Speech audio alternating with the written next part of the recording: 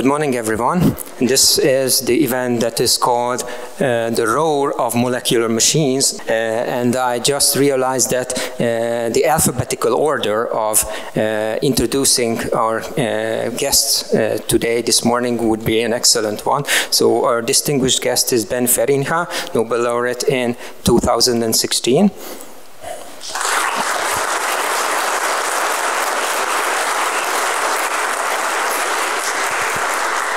Then, very close to me is Professor András Perczel, who is the chair of the chemistry section of the Hungarian Academy of Sciences.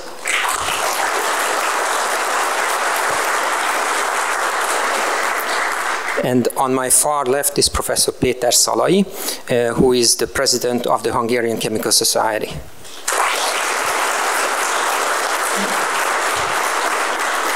So first, I'm asking András to give a small introduction to today's meeting.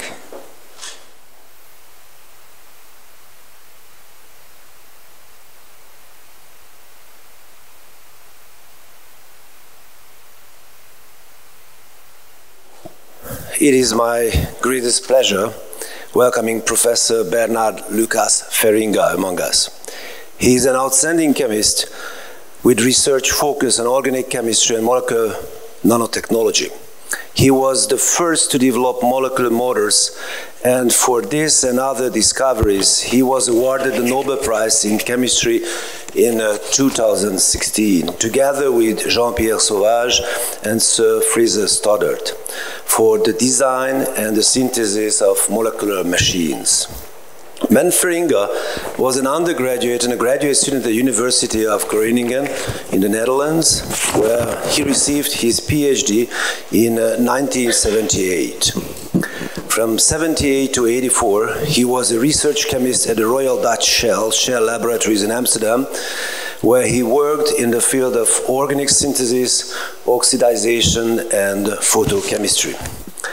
Between 84 and 88, he was a lecturer, and since 88, he has been appointed as a professor and a chair of organic chemistry at the University of Gröningeni.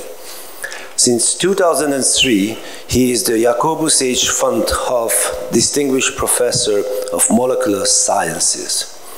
He has many academic and professional responsibilities and roles in scientific societies and committees, but rather than list them all, I'd like to highlight some of his important professional achievements.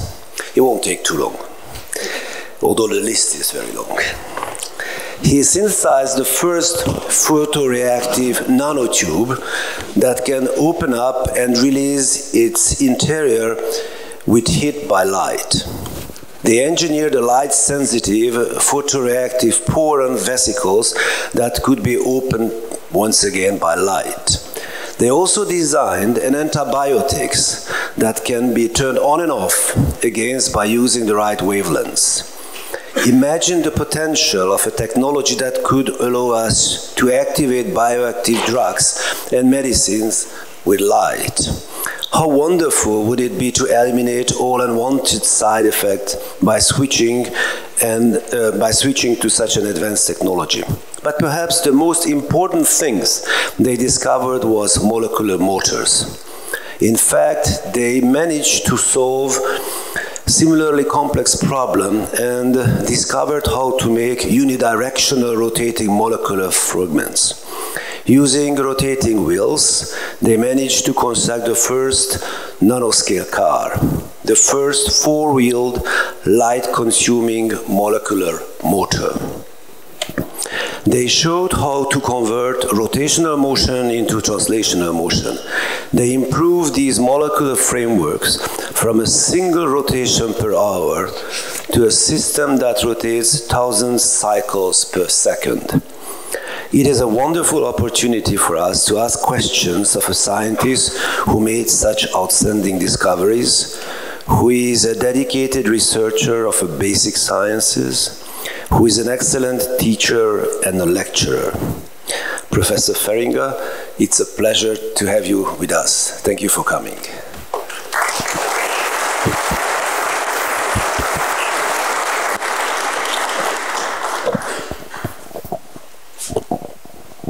Okay, so now I will explain what will happen in the next 60 minutes, or maybe 55 now.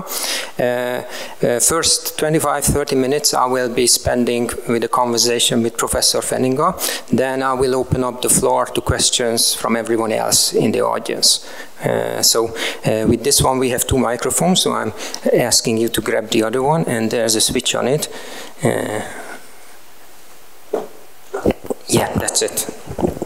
So I'm really delighted to meet you, and the first question I would like to ask is that in your biography I read that you were born a few years after World War II, so that would put you as a baby boomer, and you were raised on a farm on the German border of Netherlands. That's correct. What attracts a farm boy to science and especially to chemistry? Now, thank you for that question, because that goes back to my youth. I was born in the 50s, indeed, on a farm in a very small village in a remote northeastern part of the Netherlands. All my ancestors came from the German border region, and our farm was 800 meters from the border, so outside the village. And you have to realize that when you grow up at a farm at those days, I was asking questions to my parents, especially my father, because I spent a lot of time as a boy with my father in the fields, asking about why is the sky blue? Why is this plant growing? Why is this tiny seed giving a sunflower 4 meters high with this beautiful flower, you know? How is it that a cow gives birth to a calf? So we had cows, pigs, horses, chicken, all these things. I think that those days on these farms in the country area, we were almost fully self-supporting, you know. I remember I helped my mother in the garden, you know. We had a big vegetable garden, and she was growing all the vegetables, everything for our family for the whole year, yeah. And I grew up as the second oldest of a family of 10. I have 9 brothers and sisters. I have 6 younger sisters. And I'm from a Roman Catholic family in this border region, you know. And honestly, this is where it all started. I think this spark of wanting to know, wanting to learn, adventurers, yeah. And we crossed the German border. That was at that time still, you know, that was before the EU, that was still illegal because there were guards at those days in the 50s still. But yeah, when we were in the fields with my father, you know, we crossed the border because there was wilderness, and that was for kids like us, was fantastic, of course, you know. And my father, you know, when then one of these guards, you know, sometimes once every couple of hours they patrolled there. Then my father said, do you like to have a cigarette, you know? So he gave a cigarette to them, we were smoking, and then we crossed illegal. So it was an adventure. And it was wonderful, and this is where it all started. And of course, we had in the church and in the school, we had books, you know, in the village. So I was reading books about adventurers, discoverers, etc. And my father and mother were in school. I think they were very good, but they never had the chance to study. And you realize, my friends and we were the first in the village that went to a university. I think nobody in the village ever went to a university. So that was already something special, you know. But it started mainly in high school.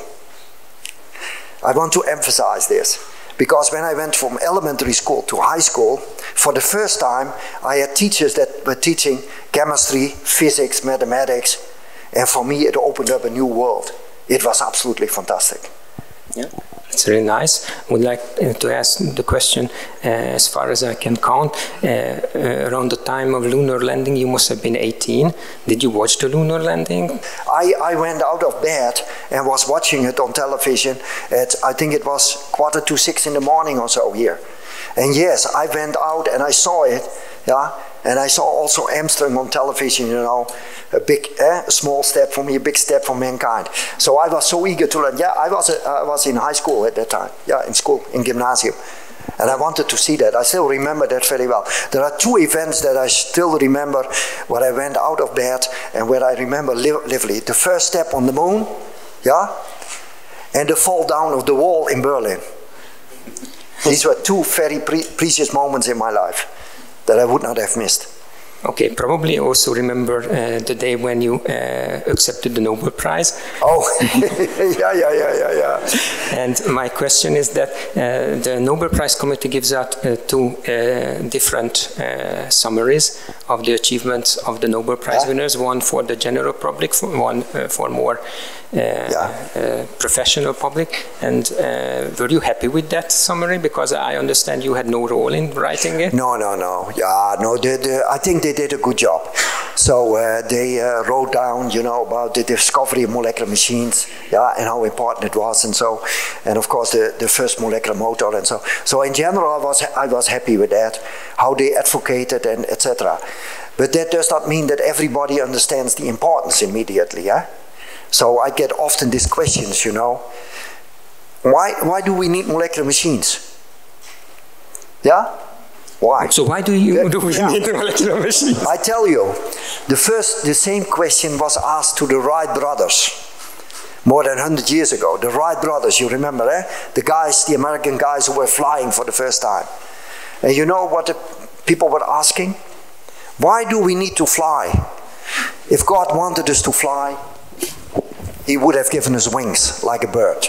Nobody would have predicted, that you fly to America now with a Boeing, you know, or an Airbus, 400 people, 1,000 kilometers an hour, 10,000 miles across the ocean.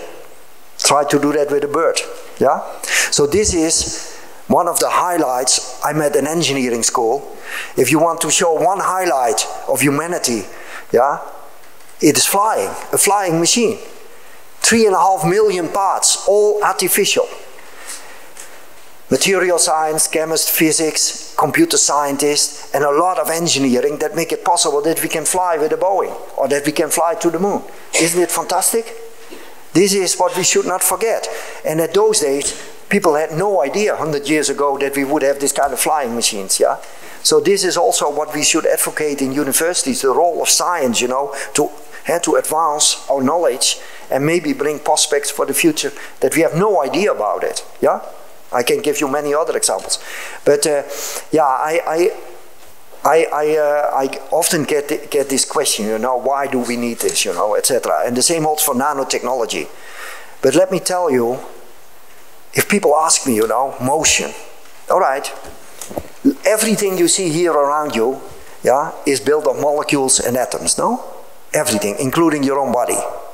But all the synthetic things we make, like our plastics, like this, this, nothing moves, But you are alive, you move, And when I stand up and I walk and I wave to you, you know, and I can see you, all these things are powered by molecular machines in your body, The fuel is made in your body. The fact that you can move your muscles, that I can see you. So we are extremely good in making all kinds of things that makes modern society. But to make things that move autonomously, like in a living system, and to push a thing out of equilibrium, I cannot emphasize that enough.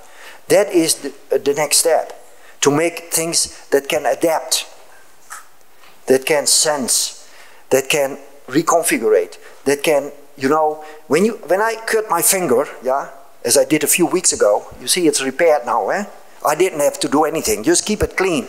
It repairs itself. But now try to cut a piece of plastic, it doesn't repair itself. Or a scratch in your car. But this is what we will get. Once you have dynamic systems, your car scratch will repair itself. Because a capsule will go open, things will go out, it will repair itself. A piece of plastic. We have now a piece of plastic that you can cut, you can put it together, and 10 minutes later it's completely repaired. This is the future, I also suspect that this kind of question was asked to you early in your career and probably by anonymous peer reviewers as well. What was your answer then? This is always an issue, you know, when you work on fundamental problems, and then they ask you, what is the application? You have to be a bit persistent, and this is important for students, you know. Don't give up too easy, you know. Of course, sometimes you have to say, okay, my idea was wrong, it does not work, I tried many things. But on the other hand, if you have a good idea and you believe in it, Yeah, maybe the first time it will not work. Maybe the second time it will not work. You know how difficult it is to do experiments in the lab. And then we have our friends in theory and they help us to calculate, but that does not guarantee that it will work, of course. Eh? That is an explanation often. But you should not give up too easy. Be convinced, you know, if you have good ideas, to go for it. And let me take an example of maybe one of your most famous country persons, you know, Kathleen Garrigou. I discussed this with her, you know, this is a lady, you know, this is a role model for many of us. The difficulties she had, etc., etc. And it's amazing to hear her story. She had this idea about this mRNA, you know, when she was in America. And nobody believed them in the beginning. And so she didn't even got a permanent position at the university. And then, but she knew this was something important. But she was too early, you know. Sometimes the ideas are too fresh or too early and people don't believe it.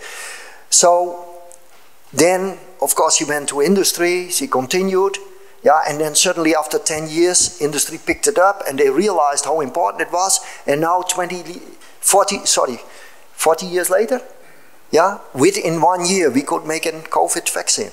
Otherwise it would not have been possible. It is thanks to her persistence, yeah, to the belief in it, the dreams she had, yeah, and the long journey. And this is what is science also about. Don't give up too easy. And so he is a role model for us, you know, and also to show us what to do, even if your colleagues say, it might not work. Don't misunderstand. It's always wise to listen to your colleagues, because they might have good suggestions or they will be critical. Critical questions is the most important, you know, at universities, that we ask questions. And if we challenge each other, you know, if he tells me some chemistries, yeah, and I ask him and say, oh, this is all fantastic, he benefits if I ask a critical question and say, oh, did you thought about this, or could it be this or that? Because then we advance science, and the same holds for me, of course, if he asks me critical questions. So I'm a strong believer in that, and don't give up too easy. And universities, in my opinion, yeah, should have the freedom to explore. Don't forget that. We should give our researchers freedom to explore. Yeah? Sometimes it's important to have a clear goal, otherwise you will not get money for your research. But also, yeah, we should have a certain amount of freedom. That's important. Sorry to go on too long. Did you meet Professor Garrigou? Yeah, I met Professor Kathleen Garrigou when she got the Sauvage Award. So just before the Nobel Prize, she got the Sauvage Prize, which is a very prestigious prize in Brussels. And she gave a fantastic lecture. I was so impressed, you know. So I met her a couple of times. But also, I met her daughter. An Olympic champion. I was sitting at dinner in the evening next to her. And she is a tall, blonde, muscular lady. Yeah? She looks like these Frisian girls, you know, where in the north of Holland, where I live, you know. They are tall and, you know, strong girls. Don't fight with them. I asked her and I said, look, your mother is doing pretty well. She gets every medal, you know, that you can get. Oh, yes, my mother is doing okay. And I said, what about you? Oh, yeah, I got 2 gold medals at 2 successive Olympics. She was in the American rowing team, you remember? And now I understand, you know, why she is such a strong lady, you know. 2 gold medals. So this is great, eh? Your mother gets a Nobel Prize and your daughter has 2 gold medals at the Olympics. Yeah, that's not bad. Proud husband. proud husband, yeah, for sure. Okay. Further distinction of Nobel Prize winners is that they attend the Lindau meetings. Oh, yeah. And with a quick show of hands, I would like to ask the audience, how many of you know what the Lindau meeting is? Good. Not very many, so I'm asking you to introduce the concept then. Yeah. This Lindau, I've been there a couple of times. And this is absolutely fantastic, because what happens is the Lindau meeting is organized by the countess, yeah, at the Lindau castle, which is a niece of the Swedish king. Yeah? And they do it together with the Nobel Foundation, and they invite 500 or 600, mostly PhD students, but also some master students and postdocs, young people in that age category, from every country in the world in principle. And they are selected by the academies of science and so, or by the natural societies. And I don't know about Hungary, but from Holland I think there are 6 or 8 that are selected from different areas, and they can go to the Lindau meeting. And they spend a whole week there with about 60 Nobel laureates, And you have to give a presentation then, and you have individual, like we do here, discussions with the students and so. You have all kinds of meetings. And the idea is to have close contact with all these young talents from all over the world. And it's absolutely amazing. I always get away there with a lot of new energy, because they ask you a lot of questions, you have discussions, and these are it's very inspirational. And of course we have also cultural events, etc. But you spend several days there with all these young talents from all over the world, and they meet each other, you know, they make friends for the rest of their life, and it's an amazing event. Yeah. So I understand it's about chemistry every third year? Yeah, so they have medicine, they have physics and chemistry, and then they have a year where they mix different disciplines. So I will go, not this year because it's medicine, I think, but next year I will go because it's chemistry again. So you have been there several times? Yeah, I've been in chemistry and physics meetings and so, and one of these mixed meetings. I think I've been there 4 times now. I see. Now I would like to ask a question about another kind of role of you. I happen to know that you are the chair of the editorial board of the journal Chemistry World, which is supposed to be a news magazine or something like that. I'm especially interested in this because the first idea when this interview came up was for the Hungarian Chemical Journal. So this will be printed, what we talk about will be printed in the Hungarian Chemical Journal in Hungary. Oh yeah? Oh, yeah. I didn't know that. So I would like to ask, how did you get to chair that editorial board? No, I was involved in the Royal Society of Chemistry for many years. I was member for, I think, 6 or 7 years of the council of, no, maybe 8 years, of the council of the Royal Society of Chemistry in England. But I was also asked to be the chief editor, or at that time, or the chairman of the editorial board of Chemistry World, because they wanted to start this journal like Chemical Engineering News. You know, Chemical Engineering News is the American Chemical Society with all the highlights from science, from industry, from society, teaching. And they wanted to start something like that. And at that time, several years ago, they started Chemistry World. And this was absolutely fantastic, you know. They had a very good team, you know, of journalists, editors, etc. And of course, a couple of times a year we came together and to talk about these things. But I was also the person that started Organic and Biomolecular Chemistry, the journal. And that was tough. Because, you know, what we did is we stopped with the Perkin 1 and Perkin 2. And the older people here still remember Perkin. And that was a bit of a fight with the community, because some of the very senior British colleagues, they were so dedicated to Perkin Journal, and the Perkin Journal of Physical Chemistry, you know, that they said, you cannot do this. Well, how can you stop with a journal, you know, like we have been had for 100 years. But, you know, the policy of Royal Society was that they wanted to have some new, more bio in there, chemical biology, cell biology, those kind of things, more synthesis. And then they asked me, and they said, maybe as a foreigner you can convince the British colleagues to merge those journals and make news journals. So this is how it all started. It was a bit of an adventure, yeah. But it was also nice, and especially Chemistry World, because I think it is extremely important that we scientists advocate why science is important, you know? So don't underestimate that. We are very proud that we are scientists and we publish beautiful papers, etc. And then we go to the politics or the... I'm not involved in politics, by the way, don't misunderstand me. But we go to the public, to the politics, etc. And then they say, chemistry. Why do we need chemistry? Or physics, you know? This is about nuclear, it's dangerous. And many of these kind of comments, you know, because we have to blame ourselves as well. We are not good enough to advocate the importance of education, of science, of facts versus fiction. Let me emphasize this, thanks for the question. We have to popularize also chemistry. We don't have to give all the difficult things, but tell them, you know, a smartphone is chemistry. Yeah, and a drug is chemistry, and an electric car, a battery, yeah, is chemistry, physics, material science, engineering, a lot of engineering. We have to cooperate together. If we don't bring the message, how can you expect that the politics know?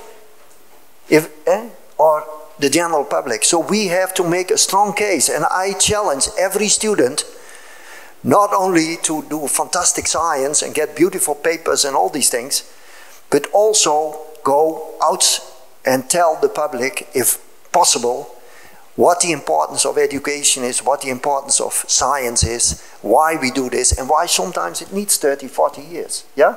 And let me tell you what I did, because I got the similar questions, not about chemistry world, but about outreach, popular.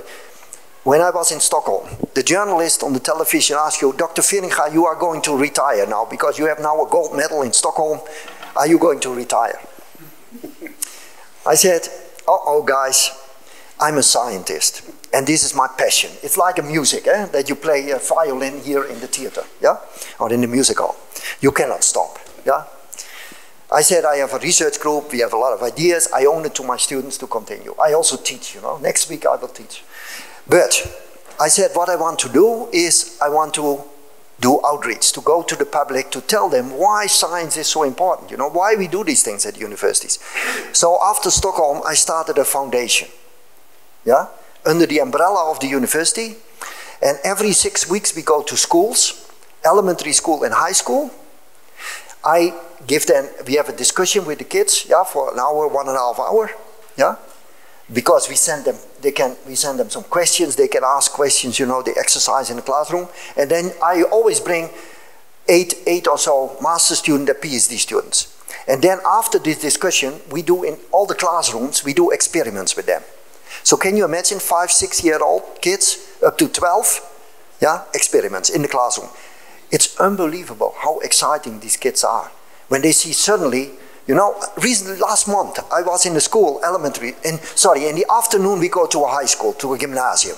And we do the same thing, yeah? And then you have, of course, the experiments are a bit different, because with 6-year-old, 7-year-old kids you have to do things a bit different than with 15, 16, 17-year-olds. But I was in a classroom a month ago with these small kids, a group of 3 girls, and they were doing an experiment. And there were some boys doing also a similar experiment. And they said, Professor,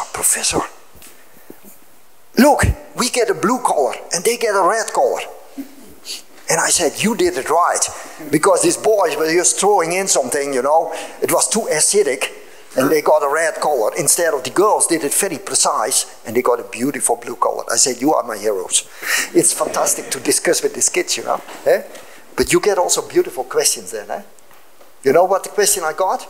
The 6-year-old girl said to me, Professor, can I ask a question? Yes. These nano cars of you, yeah? Do they have also traffic jams? And you get beautiful discussion. So this is what I also do, yeah? So I go to general public, give lectures, but also to schools, because I think we should start at the schools. Teach your children well. That's my message. Thank you. Well, in the meantime, we have a gift for you. Oh. That last issue of the journal. Oh, wow. Okay, because we felt that your library may be very short on Hungarian journals. I'm sure, yeah. Okay, fantastic. So this is the most. The chief editor of this journal. Okay. And the last question. Thank you very much. I appreciate it. Thank you. The last question I would like to ask you before giving an opportunity to those present to ask you is that, as far as I know, there was a very unlikely source where your Nobel Prize was predicted 6 years ahead. Oh. So it was on the TV show Simpsons. Oh yeah. Do you watch it or how? You know, I often get this question, you know, did you know you would get a Nobel Prize? Okay, now I will tell you, you know, this is a really interesting. You know, when you know, this summer is the students ask me, people ask me, and this summer is Olympics in Paris, yeah? How to win a gold medal at the Olympics. Now, if you dream about a gold medal all the time, you waste your time, You will never win a gold medal. What these athletes do, they get up at 6 o'clock in the morning, they train hard, damned hard, and when they are a bit lucky and they are in a competition, they maybe might get a medal. I was involved in chemistry. I was doing my science, I was teaching, you know, doing research, sharing the passion with my students. But, of course, teaching, you know, all these things.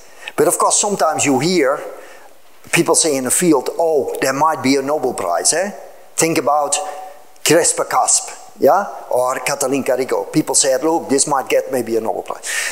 But I was not thinking about that until on a Wednesday evening, 9:15, I will never forget, I got a call from a colleague at the University of Illinois in America. And he said, Ben, you were on American television last night. I said, come on, this is a joke.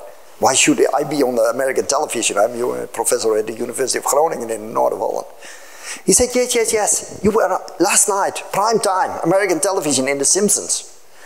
And The Simpsons, that was the week before the announcement of the Nobel Prize. That was last week of September. And they had a prediction of the Nobel Prize in medicine, in physics, in chemistry, in economics. And they predicted, yeah, Mörner from Stanford, Feringa, Nobel. Mörner got the Nobel Prize in 2014. This was 2011, 2011. Mörner got Nobel Prize in 2014. I got it 2 years later. So the Simpsons were right. The next morning I came to the lab and students came to me from my group, Professor, you will get a Nobel Prize, because they had seen it on Twitter or God knows what. You will get a Nobel Prize, yes, predicted by the Simpsons. I said, look guys, if as a simple chemist, a scientist or an engineer, you get on primetime American television, predicted to get a Nobel Prize by the Simpsons, this is the highest honor you can get. I don't need a gold.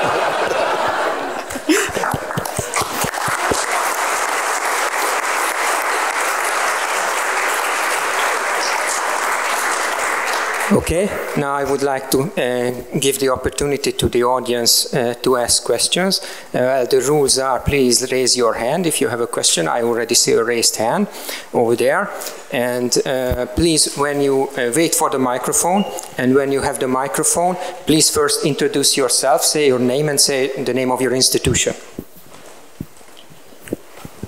Hello, my name is Patrick Pelagi. I'm from the University of Toronto. I've been to the Lindo meetings in 2019, actually, and it's a great place, so I recommend everyone apply and go there. And my question is, what is the latest and greatest that inspires you? With respect to science, you mean? Okay. Yeah, there are lots of things that inspire me, but one of the latest things, you know, we did is, what I got a lot of inspiration from, is that we put our motors in cell membranes. And then we hit it with light, the cell membrane changes its packing due to the motion of the motor, and we could deliver a cancer drug into a tumor. So delivering, making, this membrane a little bit more porous, and we could deliver a cancer. We could kill a cancer cell. And so this is what I do a lot now, working with cell biologists, medical people, etc. We have joined PhD students now with the medical school. And so we work a lot on this smart drugs, smart pharmaceuticals, photopharmacology, etc. And so I get a lot of inspiration from that. But I also have to learn again, you know, because I have to learn a lot of cell biology now to talk with them, to be able to understand them. Yeah, because they have a different language. Okay. Next question is from here. Yeah. Please wait for the microphone.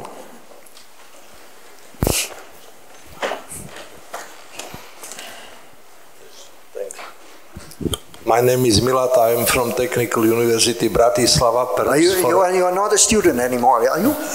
I am finished. For colleagues from Pozsony. Excuse me, I think that the simplest questions are the hardest. Could you tell us one thing which is not connected with chemistry? One thing which is not connected with chemistry? Connected. Oh, connected. Oh, wow. That's a tough one. I cannot easily think about that, yeah. Maybe what has to do with your thoughts and so, but on the other hand, it's all the processes in the brain. It's chemistry and physics, you know, physical chemistry processes. So I would say everything I see is chemistry, yes. your body is full of molecules, of course, and all these chemical processes, you know, and it was just asked by the student there about what intrigues me. What intrigues me a lot is how this chemistry, all these molecules communicate with each other. I don't know about you in your laboratories, you know, and I know there are many engineers here, and one of the problems in engineering is, of course, when you have a reactor and you have a very concentrated solution and you have to react these components to make them react, to make them homogeneous, transport phenomena, all these kind of things, interface phenomena. Think of your cells. It's unbelievable in your brain, in your cells, how all these molecules communicate. And these are not small molecules, eh? These are these big proteins, the DNA and all these things. And this whole machinery operates and works. And the communication between all these things, feedback loops, keeping this all going is something that intrigues me a lot. And I think chemistry, going from simple molecules to more complex systems where things integrate, where they work together, the dynamics, you know, motion, it is something we have to learn much more in the years ahead. And I think we can learn a lot from engineers because they have to deal with complex systems all the time, eh? Solvents, reactors, temperatures, flow, all these things. So I think we can learn a lot when we talk with our colleagues there and so. But honestly, to come back to your question, what has not to do with chemistries? Yeah, you can say love, but you know it has a lot to do with chemistry because it's all the hormones and so. Communication, it has a lot to do with chemistry. When I can speak taste, feeling, all these things, yeah. So it's difficult to find an answer, but maybe you have a suggestion. I don't know. I don't know. It's all chemistry. There's a good reason that chemistry is called the central science. Thank you. Next question.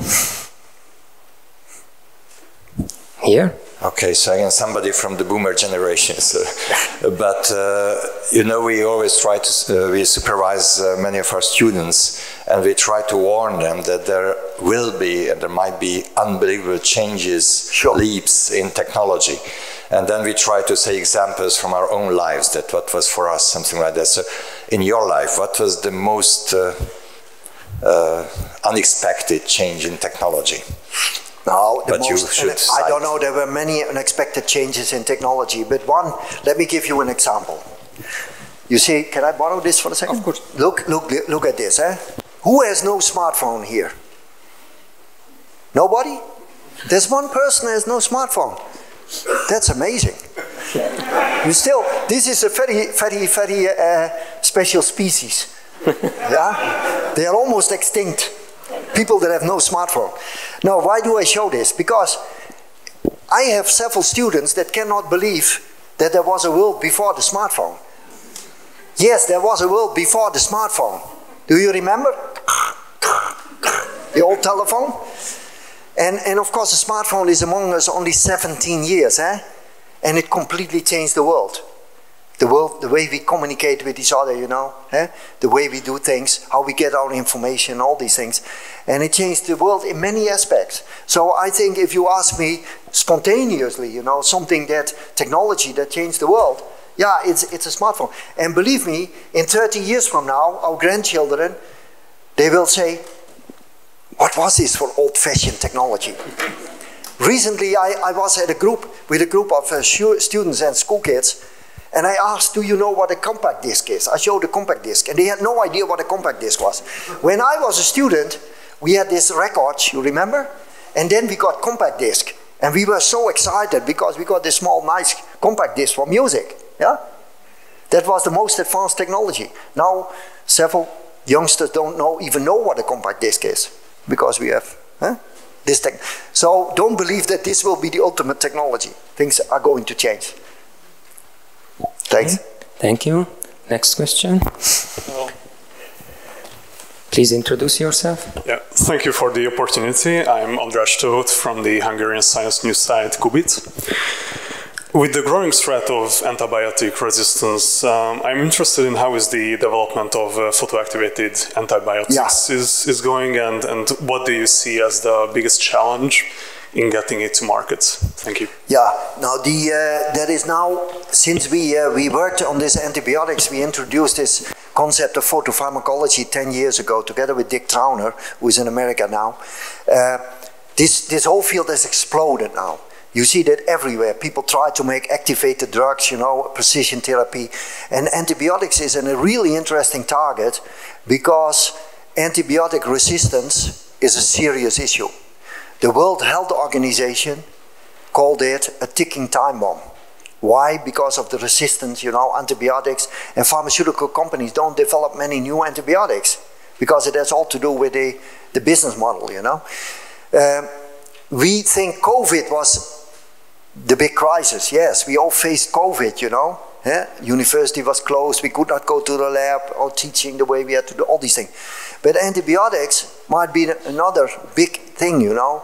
And we should not be too afraid, but there is a big incentive to develop new antibiotics and to develop this. And I hope that with these new ways to activate antibiotics, to make smart antibiotics and to fight the resistance, yeah, maybe we can get somewhere. On the other hand, so I'm very optimistic, yes, and we see now the first example. We have made antibiotics that we can use now in animal models and so, yeah. It might be a long journey towards to go to the patients and so, but there are different ways. There's no one solution, we know that, you know, because there are these cyclic peptides and macrocycles. There's other ways to do antibiotics, but activating on the spot, yeah, and then so that we avoid resistance buildup, all these kind of things. That is certainly one way to go. And we work together with the medical people, you know, especially now we work on bacterial plagues. You know, the biofilms, yeah, that's a serious problem, you know, with antibiotics, because antibiotics usually are not very effective and so, and bacterial resistance. But yeah, where it will exactly go in the future, I don't know either, but we have contacts with pharmaceutical industry. They are interested. We built a startup company, you know, to work with this on these materials. So there is quite a few opportunities there, and several groups in the world are working on this now. So I'm optimistic. We have to find new ways to do that. On the other hand, we also know bacteria survived much longer than human beings, yeah, billions of years, and they are very good in adapting themselves. So this is another coin of the medal, yeah? So it's tough. It's a tough problem, but it's a serious problem. And there are challenges, and we as chemists, together with our friends in biology, in medical, we can get, yeah, some solutions, I'm sure. I'm very optimistic there. Okay, thank you. Next question. Thank you.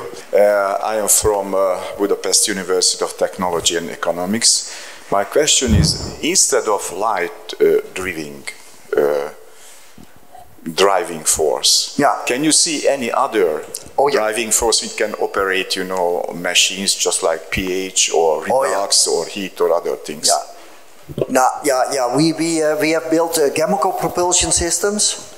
So we have built a rotary motor that is driven by chemical reaction, by catalysis. But unfortunately, after 48 hours, it died. So it was very slow, and there was some side reaction. So we are trying to improve on that to build new ones. We have built a propulsion system, yeah, and with carbon nanotubes that use sugar as a fuel. Because I was discussing with my students, and we said, oh, if we ever want to make something like a submarine that can go in your blood veins, you know, like a propulsion system, a nano-robot, what would be a fuel? And then we said, okay, there's plenty of sugar. Maybe we should use sugar, yeah? And so what we did is we took two enzymes, yeah, glucose oxidase and catalase, and we put them on carbon nanotubes, and the glucose oxidase converts glucose into hydrogen peroxide, and hydrogen peroxide is converted into oxygen, yeah, and you get a kind of rocket motor, and it propels. It works beautiful. Although the directionality is still a bit of a problem, you know, it's a bit like a drunken sailor.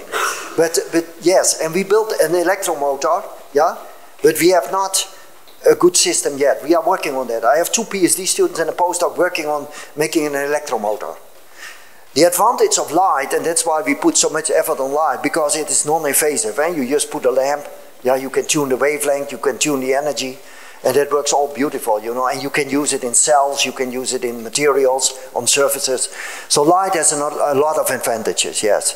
pH will not work because pH is an equilibrium situation. And you have to push the system out of equilibrium. You need a fuel. So light, electricity, or a chemical reaction. Yeah, that's crucial. Yeah. pH you can use for switching, switching from one state to the other. Yeah. Thank you. We have a question at the back. Yeah.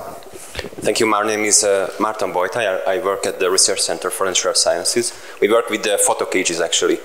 And photo cages. Yeah, yeah. And my question is, how can you convince the pharmaceutical industry about this whole light thing? Because we have a lot of trouble convincing other people that these light activatable drugs is really something. We use, you are absolutely right, we use photo cages a lot. So you can do two approaches. You take a drug, you put a photo cage on it, like a protecting group, that you cleave off with light. Then you activate it on the spot. Or you make a switch, so that you can switch it on and off on command. That are the two important approaches. Now, photo cages are, please don't give up, irrespective of what pharma says. Believe in yourself, because I think this will be extremely important. Because you can block it, it doesn't do anything in your body, and you irradiate, and it's on the spot, you activate it. Yes? Of course, it's important that you have the right photo cages, that you don't harm your body when you irradiate. But I think the reality is, I don't know if there's anybody from the pharmaceutical industry here, but pharma is a bit conservative, you know. And I can understand, because they want to make money, you know, they have to make sure that it works, etc. And with all these new smart drugs, it's still a long journey, yeah?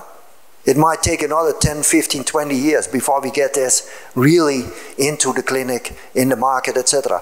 On the other hand, I'm very positive that with these new methods, we will get the smart medicine of the future.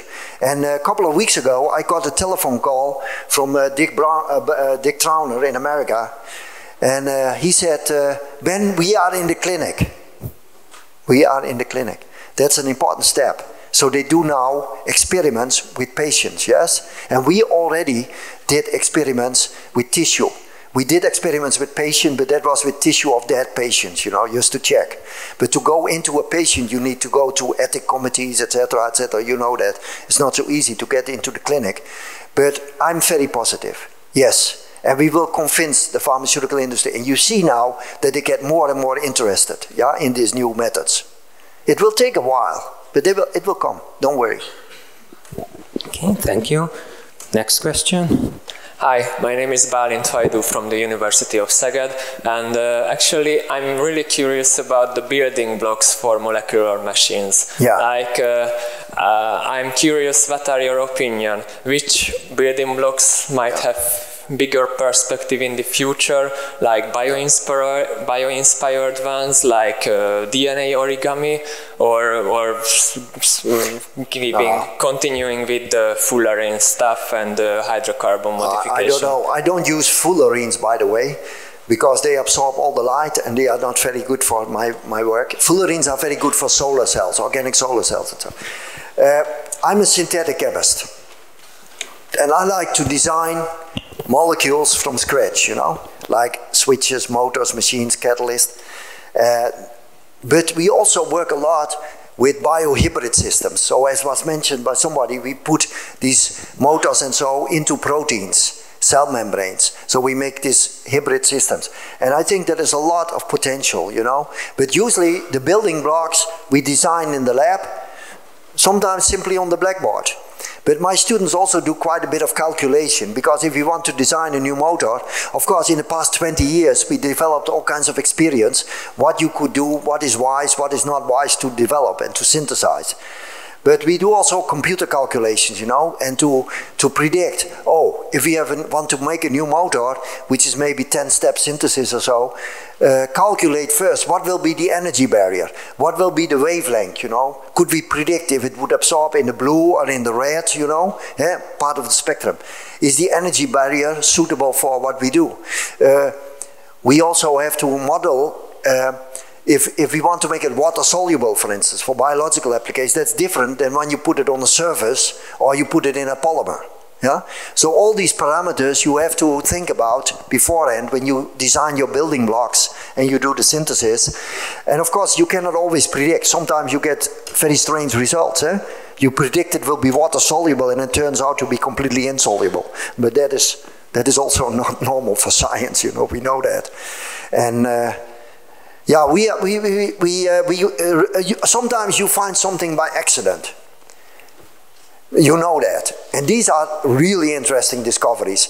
Recently, my Chinese student who finished his PhD now, we published this paper 2 weeks ago in Nature, exactly today, I think, 2 weeks ago in Nature Chemistry.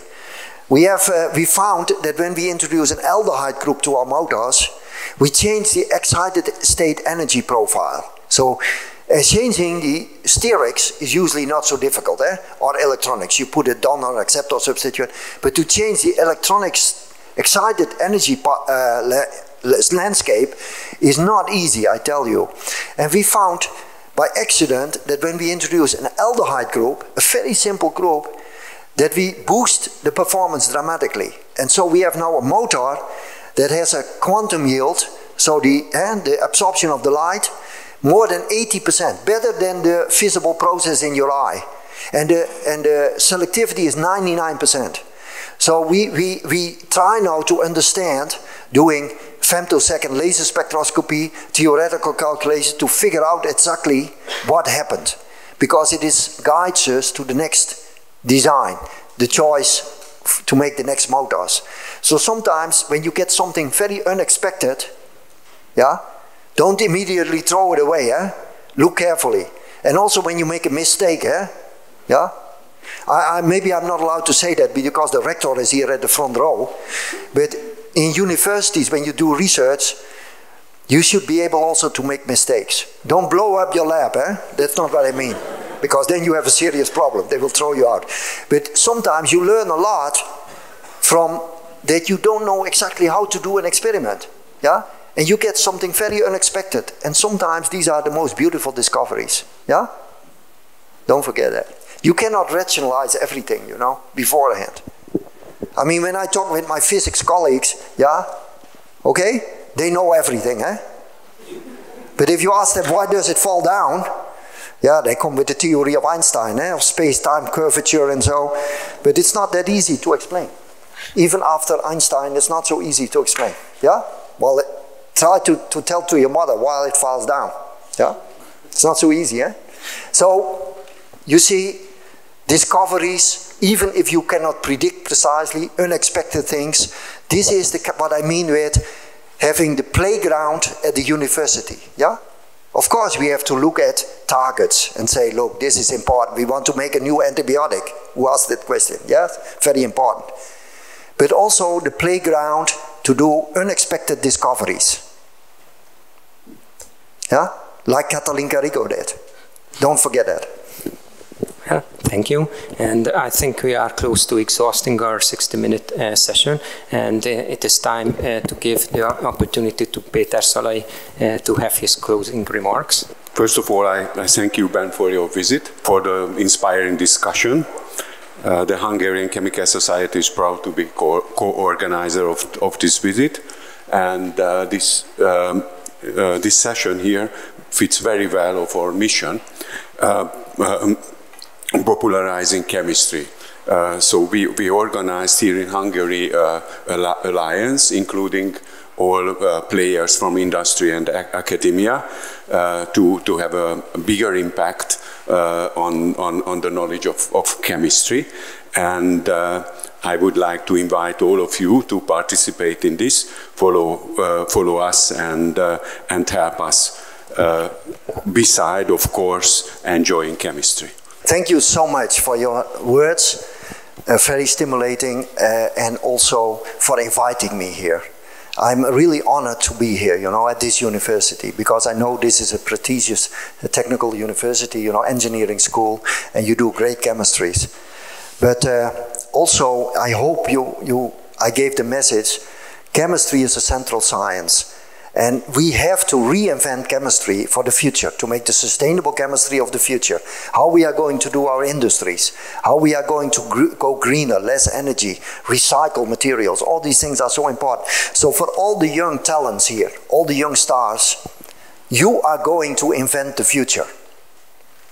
Please, please follow your dreams. Thank you so much.